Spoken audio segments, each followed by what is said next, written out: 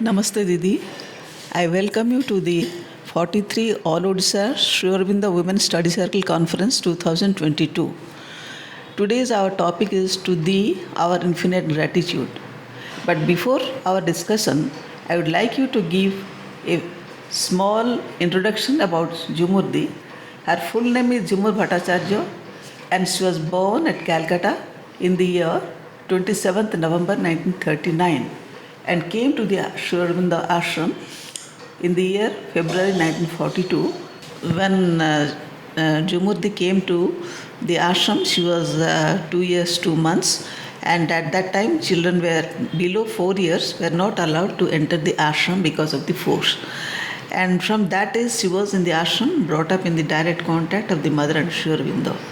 She started her education there, and when she was 9 years old, the mother wanted her to be a teacher. And at 11 years also, when she was 11 years old, the mother also emphasized on that. And every 2 years she emphasized on this, and at last she became a teacher at the age of, even she was a student in the age of 19, she was teaching the students of 16 years old. So in that way, she became a teacher as just prepared by the mother and her will. She became a teacher of the knowledge, and now she is also continuing teaching in different subjects. So that's all about her. But I joined knowledge recently. Recently, meaning last 20-25 years. Before that, I was in the school. Acha. So I also was promoted as the children too. I also was promoted. So you were teaching in both the school and the college. That is, they had. No, in the beginning when I was teaching, I was myself in the higher course, but my students were still in the school. Oh. For a long time it was like that. And slowly when I grew older, Kirit Bhai, then Jugulda, they said, no, you take up these classes. So I moved from the school to the higher course. At that time it was called a higher course. And then knowledge. And there I was teaching French literature, English literature, all these things for many years. And slowly I found that all this you don't take. Slowly I found that all this doesn't interest me so much. So I was very good in both French and English. I was learning many other languages, German, Italian, all these things. Sanskrit and Bengali I had learned. So then I said, it's Sri Aurobindo's works and mother's works that interest me. So I read The Life Divine. Who had helped me at that time was Kirit Joshi. Oh. This Life Divine and the synthesis, we had studied so thoroughly with him. And that became something that started off this feeling that this is what I have to read. Savitri we never read in school. Acha. There were no classes for Savitri. Savitri I read on my own. Only in knowledge? No. No. When we were students, there was no class for Savitri. Now there is. Oh, now there is. No, at that time there was no Savitri class. All the other works of Sri Aurobindo were there, but not Savitri.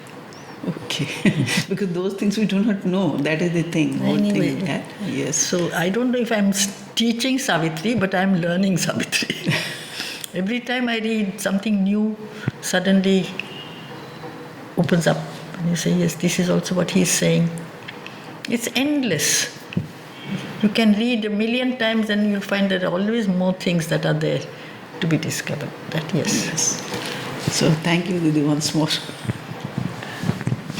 Now, the thing is that the first question is, the prayer of the mother written on 9th December 1950, is it addressed to Sri Aurobindo or his body? And his body, is his body same as Sri Aurobindo? This is the first question. Actually, I don't even understand the question.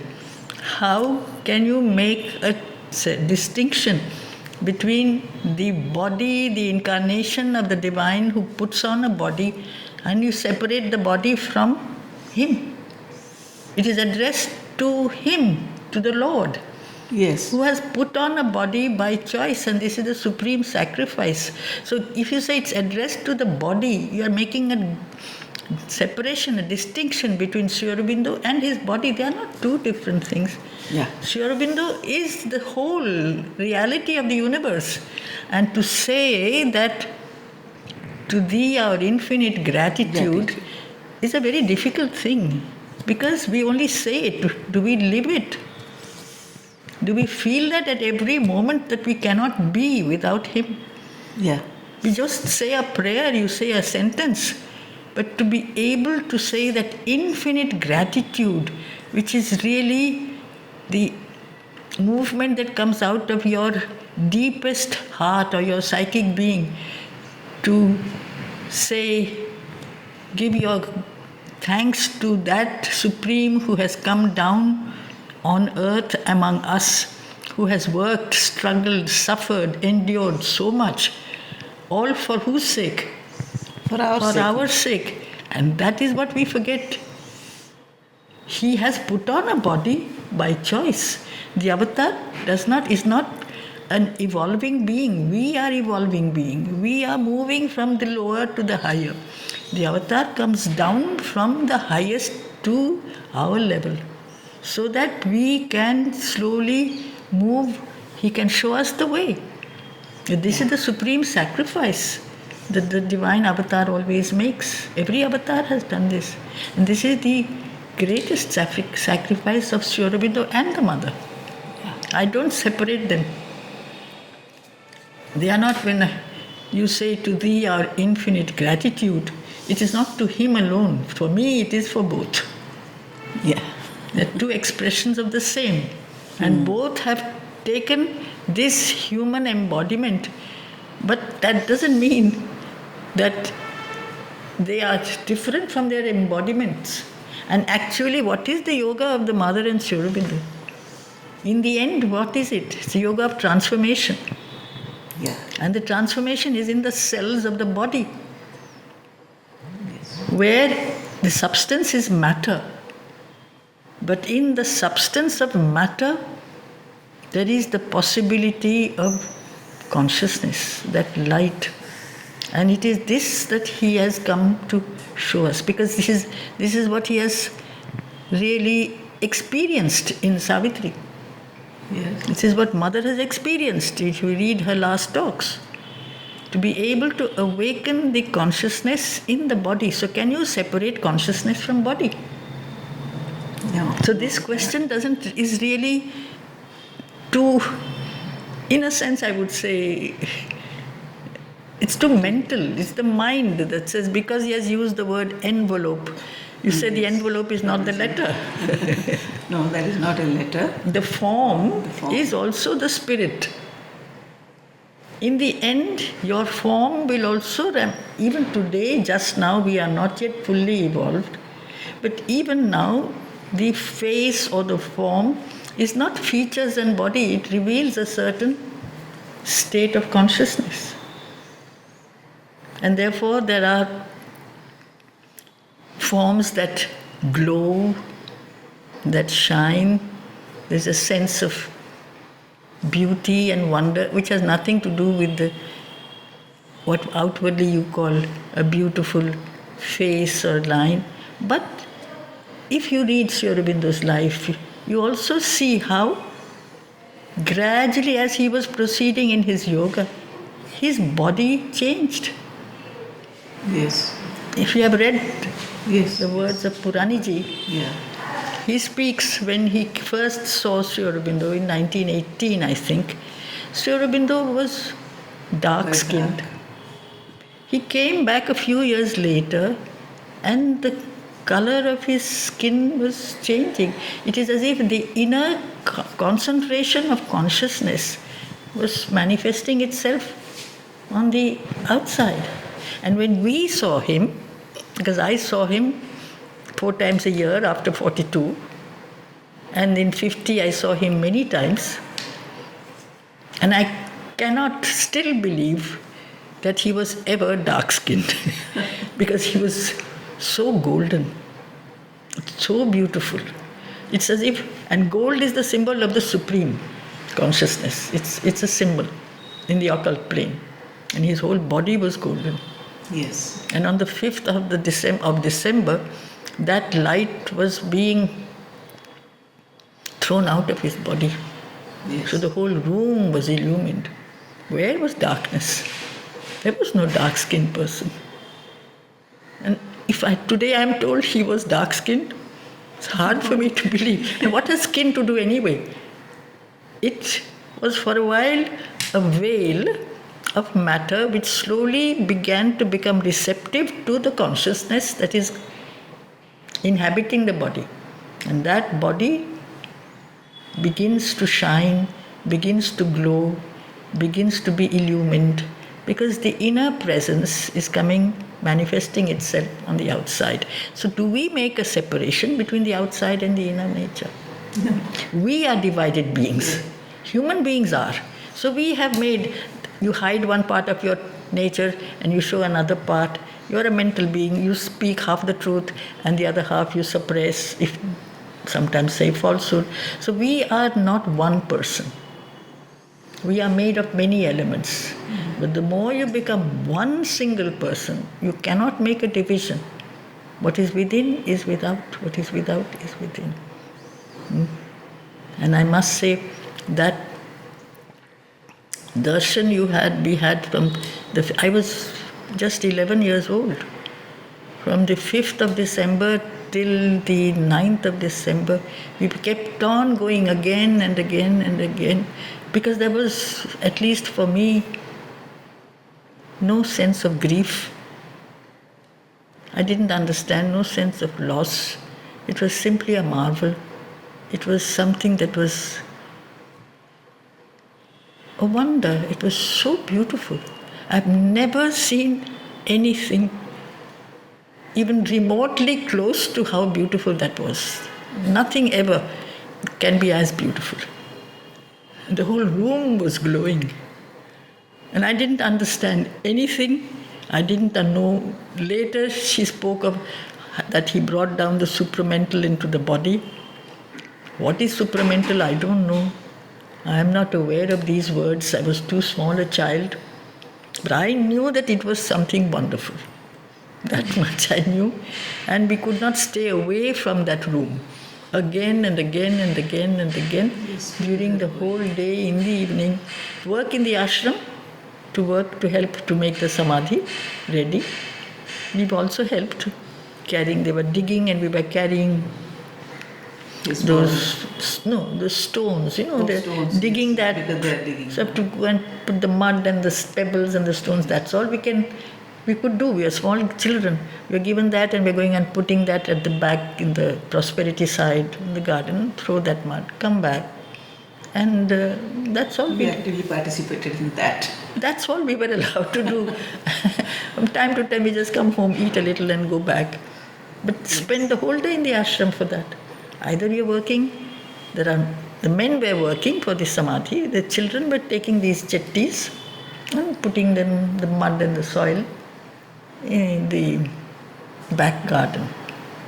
And that is my memory of the 5th of December, 6th, 7th. We worked all day. So there is this question doesn't mean anything to me. Okay. There is no separation. So can I ask another question, Didi? I don't know how far you will like this question or not. Sri Aurobindo indicated the possibility of his coming back in a new body. But he has said it. Yes. He has said that he will return with the supramental body. But only when the earth is capable of receiving him. Yes. As long as we speak of the supramental, do we know what it is? Do we recognize it? Do we experience it? Sometimes we use big words without really knowing what they mean. When the change of consciousness comes, because many have asked the mother as well as Sri Aurobindo, when will you come back? Only when the earth is ready. Only when the consciousness of the earth is ready. It is pressing down. It has come down. But from below, there is a resistance, no? Yes. It's like the churning, the manthan, so all this, so much dirt, so much wickedness, so much illness, all these are signs of that resistance that is coming up. It has to come up before it is thrown out. So the more the pressure from above increases, the more for a while the resistance from below increases also.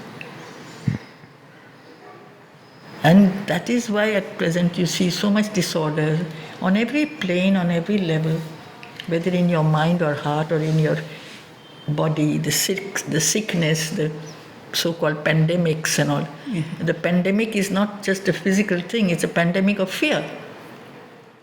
Achha. It has filled people's mind with fear. Why can't we remain quiet and say, okay, it's happened, it's happened? No, we are all full of fear. As long as fear is there, there is impurity. Mother said, fear is an impurity. It's the biggest impurity. She says, it's not only an impurity, it is even the biggest impurity. It's a sign that we have no faith. That's why we fear. No faith in the divine. For me, yes, it's the mother. But whatever we rely on what? We don't know. So when we are in that state of ignorance and fear and complete, we have lost our way, even though the light has come down. It's like somebody who refuses to open his eyes. And though there is light all around, he will say, where is the light? Whatever I see is black. Because his eyes are not open. If we refuse to open our natures, open our beings, just to say, to thee our infinite gratitude is a sentence. Okay. But if you open your heart and your mind and your soul and your spirit all and your body as well, then you can say infinite gratitude at all moments. We don't know how to live, actually. Yeah. We feel, go to the samadhi now that you can go to the samadhi, and you touch your head to the samadhi and you say your prayer and you have paid your tax to the divine. And the rest of the day you forget. Yeah. But can you be constantly in that state of self-giving and offering? If you can be that, you don't really need to go to the samadhi, because you are carrying that wherever you go, whatever you do, you are carrying that force, that state of communication. You have to remain in touch with the divine. Can you stay in touch with the divine? Okay. It's very difficult, because we belong to a race, Indian race, where there is great emphasis done on puja and ritual and all these things. And there is a sense of, if I do that, I've done my punya. Yes. But can I be in that state not only during the day but during the night also? That's very difficult. At night you plunge into ignorance and inconscience. So that's, I think, one of the questions, about the sleep. Mm-hmm. You cannot, unless you are in touch. Mother said, when you go to sleep, connect yourself with the divine, even for a few minutes. Yes. You may or may not see her. That is up to her. Why do I have to see her?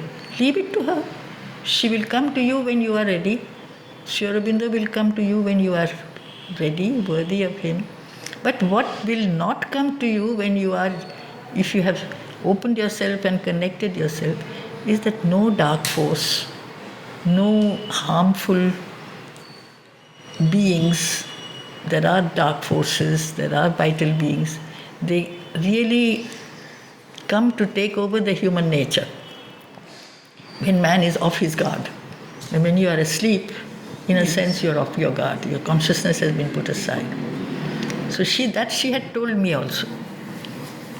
So before you go to sleep, you always, and she had given me something also, she said, put it under your pillow and you call me and you will never have a bad dream. Put it under the pillow means when you sleep? Book? No, when you sleep. It's a picture, something. Picture of the mother. Yes, that you keep it here and you will never have bad dreams. You will always be protected at night. And that she gave me when I was 10 years old, and now 70 years later More than 70 years later, I still have it, and I have never had a bad dream. I never had a nightmare. I've never had a difficult night. I can't say I've progressed through every night and I have seen the Divine Mother in every dream. No, not at all. We move into the vital plane, we move into all kinds of other planes. But the protection is there, the guidance is there. So how much we have to be grateful for. Yes. That protection is always there. We don't deserve. And that is the whole point. The divine grace is not deserved. Yes. If we had to earn and deserve the grace, God knows when the grace would come to us. We don't deserve it, it comes undeserved. That is the gift. It is always there. Even if I forget about her, she is there. We often forget. Yes, no, Didi, we are asking these simple questions which are not having any meaning to you, but because of the women which I know. in Orissa, Everywhere. They have, yes, they wanted to know about all these things because they don't. I don't know if this, what I'm saying, makes sense. No, it's all right. It's all right. Yes, all right. So this thing is that this is also a very silly question maybe for you, that it is told that Sri Aurobindo's presence is always in the Samadhi.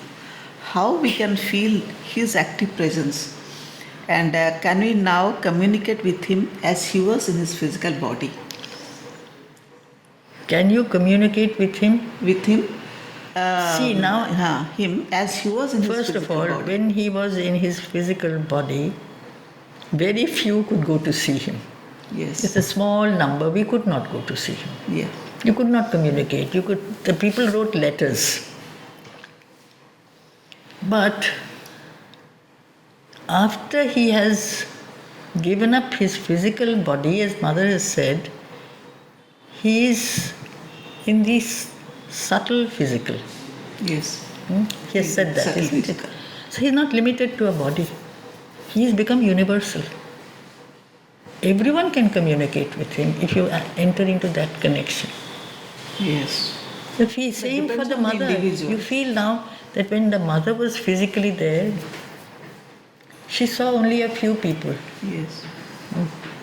But now, you can see her, you can go to her. Inwardly, she belongs to the universe. She belongs to the women of Orissa and the women of Africa or whoever, or men or women or children. She's everywhere. The sense of being, she's not bound to this place or this body. She has become something so much more vast. Yes. So that's why we have prepared these small questions so that they can understand what is there. And another question is, how could our daily life will be guided by his presence? And how to distinguish his indication of guidance from other impulses of life? Other impulses of life? That means sometimes when we enter to the Samadhi and put our head there, we think that whatever we, according to our own choice, we get some answer, and we You think say, that, please do this for me, please help me in this. Help me in this, and we think that it is the answer given by Lord. That is what we say. You say, sometimes it's difficult for you to say, please do what you think is best for me. That is the ideal. Whatever is good for me, whatever is best for me, I am yours, I don't belong to myself, I belong to you, and you do what is best for me. That is the ideal state. Until we reach that state, whom else will you call? Yes. You call him, you call her. And this is what I am now. I am imperfect. I want this help, this guidance. I have nobody else to ask. I am asking you. But you give me if you want. If you don't want, don't give me. It's up to you.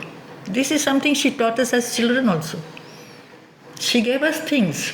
Yes. And it is not as if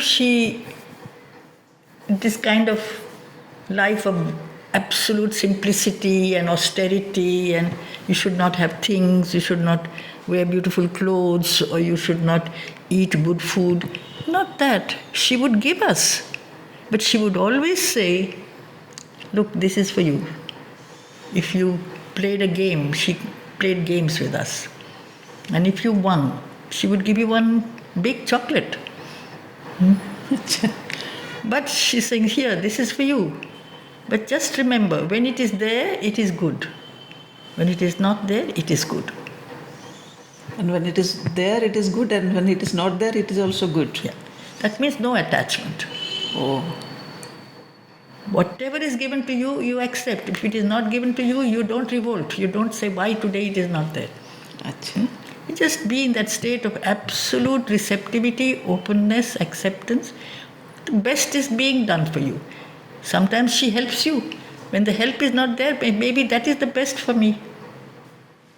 And she throws me down, that also is what perhaps she wants Her will. I should go through. When she lifts me up, that is also what she wants for me. So we have to stop judging. What we usually do is we judge. And we have Very opinions. Yes. And what I am also doing is wrong. I'm giving a lecture talk. I'm talking about something, but I have to be that. Yes. I have to live that. All of us are far from it all the time. But that's the only thing we can do. Another question is, how can we show our gratitude to Him, who is the master of all existence? How can we I show said- our gratitude? By being open to his influence, by loving him, by calling him, not saying, it has to be unconditional, no? Yes. Not make conditions. Just here.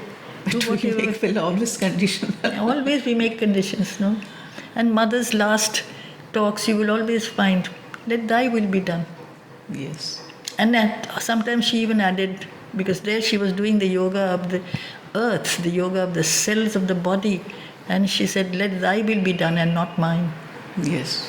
If we can say, let thy will be done and not mine, and not, please, let my will be done, you bless me. Yes. This is what we do. Most of the times it happens. Like that.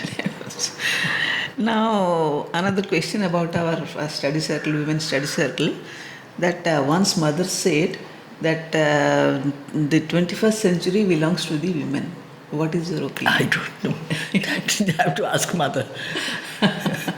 I suppose she had once said that in our class, the women were called the second sex because they were always pushed into the background.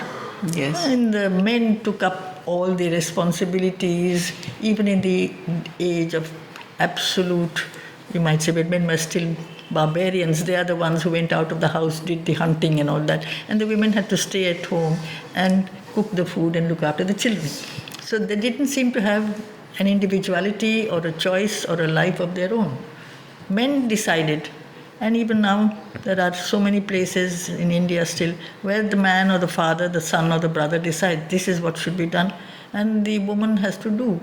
But once you realize But mother gave that them the woman full is the freedom. Shakti, Yes. without that power, she is the one who is. It's not a joke to say Nari Shakti, because she is the power that nurtures, that nurses, that nourishes with love, with care, with self-sacrifice. How much a mother does. And when this is accompanied by an equal development of mind, the education of the woman, equal development of the body, when the body becomes strong, it's not simply a woman is a being of love and kindness. She's also strength. She's also intelligence. She's also capable of work. And you see that this is a complete being. Yes. For a long time, this woman has been suppressed. Part of her role had been secondary. Man was the primary person. So perhaps that, I'm guessing, perhaps she has to take over also. She can no longer be suppressed. If you want a total society, because we live also in a collectivity, in a complete collectivity, you cannot have half the collectivity suppressed in their existence by one half.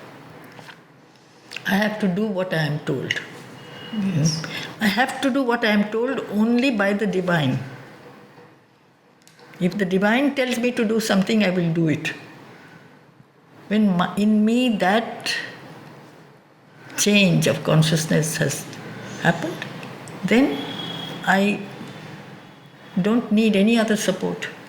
I don't need the help of any father, brother, husband, or anything, because I have the whole support of the divine. And this is what perhaps the collectivity is moving towards. That's why the equality, the sense of equality of the sexes, that has to come. I suppose, but here I am also, how to know what mother means when she talks? You have to become the mother. When mother speaks, you have to enter into her, become one with her nature, and then you realize this is what she's talking. But all of us are talking according to our understanding, which is necessarily imperfect. Now, the last question is, in the past, different sadhaks from the ashram like Champaklalji, Sharmaji, and Prapatiji, and Dr. Gaurav Pandey, they just take part in these conferences, and they gave their own messages for the women. Now, what is your message for the women of Odisha? Mine. I am not Alok Pandey, nor am I Champaklalji. I don't give any message. Mother has given. Sri Aurobindo has given. Why should I give a message? My only message is love the mother. Love mother, love Sri Aurobindo, that is enough. And everything will follow from there. So I thank you a lot, Didi, for giving your valuable time to us. I am not a jnani. I am nothing. I am just one who is a child of the mother, and just to remain aware that without her we don't exist. Yeah. So, So I pay all my sincere gratitude at the lotus feet of the Mother and Sri Aurobindo. That's enough. For having such a versatile lady with us as a guest. Me, no, nobody, please don't praise me at all. So thank you, Didi. Thank you.